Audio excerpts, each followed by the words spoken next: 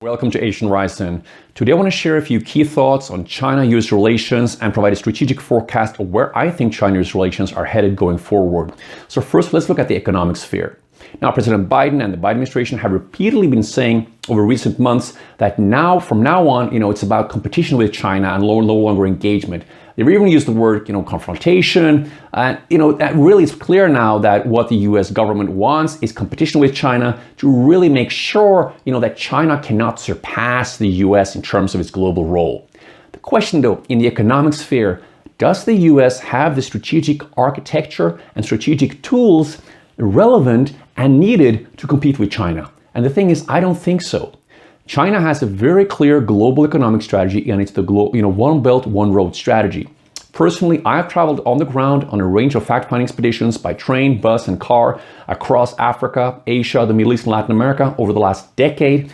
And I've really visited over 115 countries, and I've seen how Chinese businesses, Chinese investors, and Chinese companies operating on the ground are developing infrastructure, economic corridors, logistics hubs, logistics clusters, developing ports, airports, energy projects on a large scale. They're developing special economic zones, and they're really developing infrastructure connectivity from different countries to other countries and between regions across Africa, the Middle East, and Asia, and also in Latin America.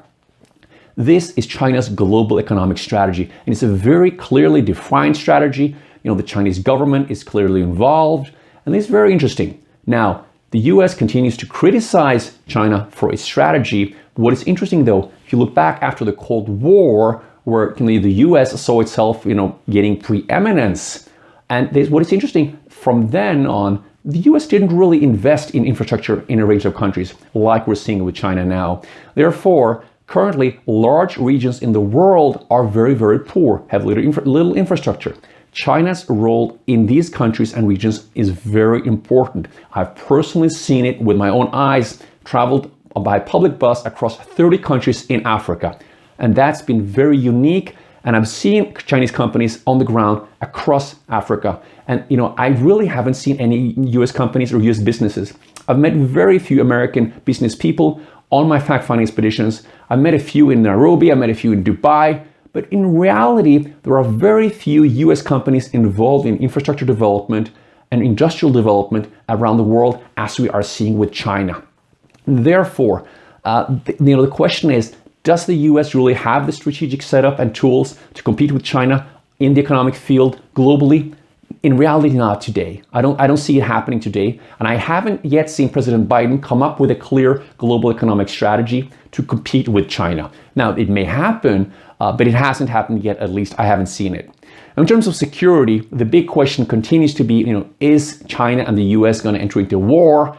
I do not see that happening in the near or medium term. I don't potentially even see it in the long term. I think a war between the US and China, as everyone knows, would be completely devastating. It would be a catastrophic event for the world, and the US and China know that.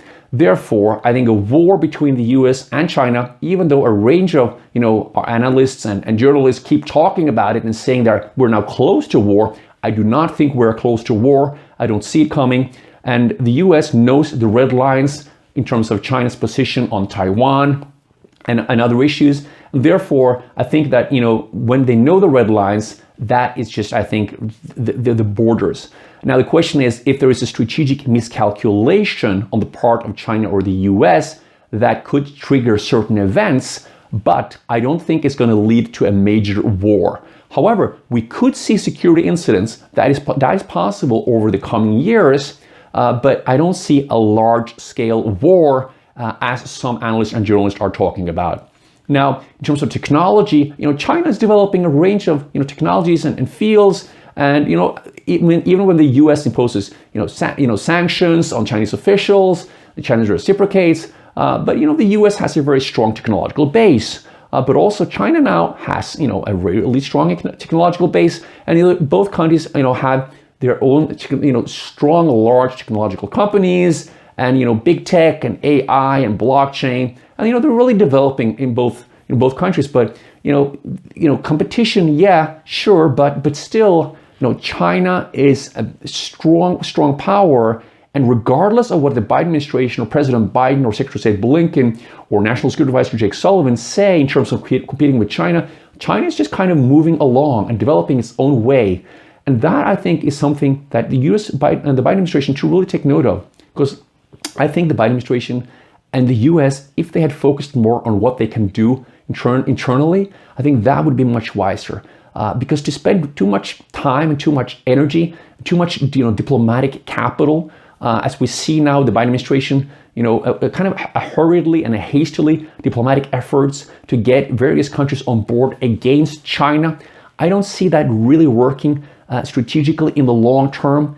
And therefore, I think in terms of finding a way forward for U.S.-China relations, I think it would be much wiser for the U.S. to develop its own strategy globally in terms of economic development, infrastructure development, energy development, as China is doing. That would have created competition. That would have really put the U.S. in a stronger position globally. But I haven't seen that yet. Therefore, in terms of the future development in U.S.-China relations, I see China continuing its One Belt, One Road strategy. I see China's investments in infrastructure, in energy, in industrial development, in special economic zones, in logistics clusters around the world continuing in the coming years and decades. And I don't see that happening from the U.S. yet. Now, it may happen, but I don't see it happening yet. Therefore, I think China's economy is just going to steadily grow. China's economy currently is growing. As we are seeing, China is more or less out of the corona pandemic already. There are small outbreaks here and there, but then they just closed down the city, as we saw in Guangdong earlier this week. So, again, I think China really is back on track in terms of its development and economic activity. Exports and drive is going forward, and economic growth is going forward. Now, the U.S. vaccination drive is very strong. The U.S. COVID numbers have really dropped. Therefore, the U.S. seems to be in a position now where they're not going to have a new wave in the fall. That's very positive for the U.S. But, in terms of competing with China, in reality, in the economic sphere, I don't see it. In the security defense sphere, the U.S. military is stronger than China's military, is larger. But, the Chinese military is really growing, and they are investing heavily in it. The Chinese Navy is large now in terms of size, maybe largest in the world, but more focused on the near geographic region around China, South China Sea and other regions, potentially also including the Indian Ocean. But again, in terms of security and defense, yes, the U.S. has a strong position, but really because China's military is also growing, China's capability is growing, in reality, they're more or less balanced in the future. Therefore, U.S.-China relations, I think, we're probably going to continue to remain in a challenging position. That would probably be beneficial for them to have more of a détente, more stable relations. I do think they would like to try to work on that, and remains to be seen when we do come out of the corona pandemic over the coming years, how U.S.-China relations really develop. Now, in the next presidential election in the U.S., if President Trump were to run for election again, and if Trump were to win in 2024, well, we do know what happened in the first Trump administration. Therefore, in a second potential Trump administration, I think it would be very challenging for U.S.-China relations. And therefore, I think in terms of seeing the future going forward, probably for China-U.S. relations, it's going to remain challenging. It's going to remain rocky. But I also think there will be periods and areas where we will see collaboration. Therefore, I think it will be a little uneven in certain areas. But all in all, I think that China-U.S. relations will remain, fairly stable, despite the challenges that we are seeing and despite the rhetoric that we have heard, and despite the sanctions imposed in certain areas towards certain officials. I think that we will, in the longer term, see potentially China-U.S. relations stabilizing somewhat. The potential for war, I do not see it as others are observing. Therefore, it remains to be seen what happens. But in terms of the world and the world's evolution, for China-U.S. relations to remain stable, it's imperative. Therefore, going forward remains to be seen, but I think we're going to observe continued economic investments around the world from China's side. And I think we'll probably see more activity from the U.S., but remains to be seen if the U.S. is going to be able to develop a global economic strategy like we see from China.